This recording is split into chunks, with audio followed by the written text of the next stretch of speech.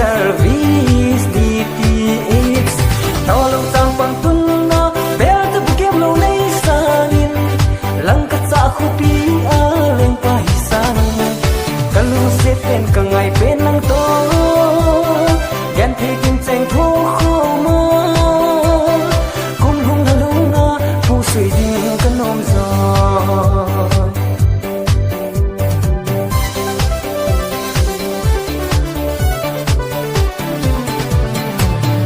Salien sato ziple kala tova samenga mene sangin polo pisila inlo pian sangin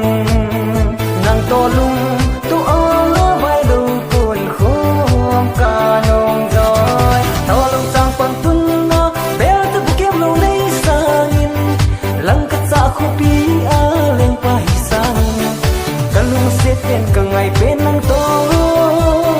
yan thikin cheng thu khoma